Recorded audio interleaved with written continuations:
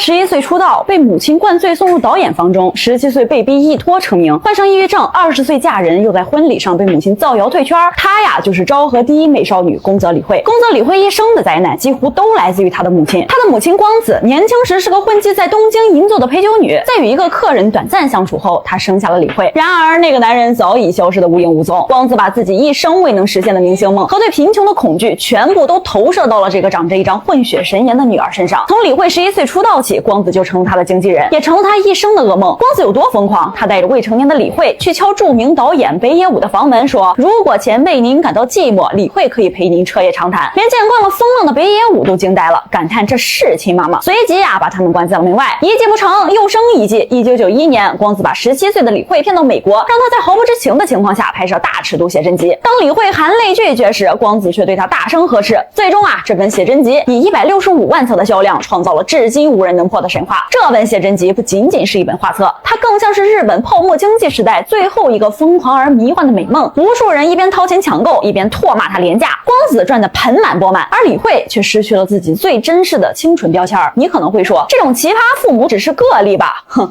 不，这种把孩子当成摇钱树的悲剧，在聚光灯所及的每一个角落都曾上演。美国的第一美少女波吉小丝，她是另一个被母亲亲手推向祭坛的洋娃娃。她的母亲泰利同样是她的经纪人。在波吉小丝12岁那年，她的母亲就让她出演大尺度影片。第二个是香港的人间尤物陈宝莲，她的母亲深陷赌博陷阱，为了还债，逼迫15岁的陈宝莲做模特，17岁逼着她去拍片，甚至一口气签下10余部。陈宝莲在片场哭着拍完，最终在29岁那年跳楼自杀，留下的孩子，她的母亲都以经济紧张为由拒绝抚养。第三个是香港的女儿梅艳芳，她的母亲谭美金更是将吸血二字演绎到了极致。从梅艳芳4岁起就强行推她上歌舞厅卖唱，在梅艳芳成名后，更是每月索要100万生活费，甚至在梅艳芳因宫颈癌去世后，她的母亲不是悲伤，而是第一时间冲去法院争夺遗产，甚至把女儿的内衣内裤都拿出来低价拍卖。你看，宫泽理惠的悲剧从来都不是孤立，在年少成名这4个字背后藏着的，往往是成年人最贪婪、最丑陋的欲望。被母亲当成商品，理惠的人生充满了黑暗。而就在这时，一束光照了进来，她就是当时日本的国宝级人物，相扑界的顶级巨星横纲桂乃花。他对理惠一见钟情，展开了热烈的追求。1992年，19岁的理惠穿着美丽的和服，和桂乃花一起召开了轰动全日本的订婚记者会。一个是第一美少女，一个是相扑王子，这简直是世纪婚礼的预演。那一刻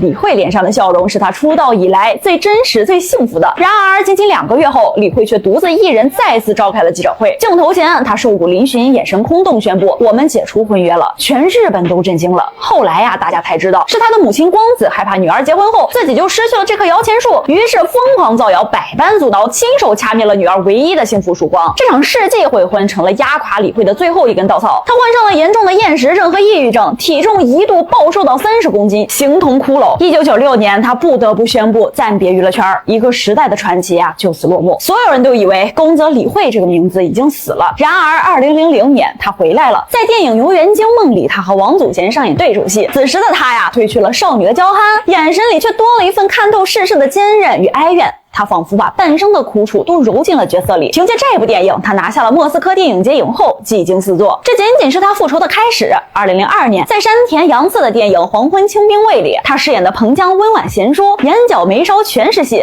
这部电影让他横扫了当年日本几乎所有的女主角奖项，正式开启了大满贯影后之路。他用一座座奖杯向那个曾经将他推入深渊的母亲，向那个曾经消费他、嘲笑他的世界宣告了自己的重生。他的痛苦没有杀死他，反而成了他演技中最锋利的武器。2014年，那个操控了他半生的母亲光子因肝癌去世。在葬礼上，记者问他：“你恨他吗？”宫泽理惠平静地说：“他依然是我这辈子最重要的宝物。”这份看似不可思议的原谅，其实是宫泽理惠对自己长达数10年创伤的一次最彻底的自我疗愈。他恨的或许从来都不是母亲这个人，他恨的是那个被母亲所操控、所定义的无助的、无法反抗的自己。所以，当他终于靠自己的力量站了起来，夺回了人生的主导权之后，那个曾经的恨也就失去了根基。他选择原谅，不是为了母亲，而是为了彻底放过那个曾经在黑暗中挣扎了半生的自己。那一刻，他才终于获得了真正的自由。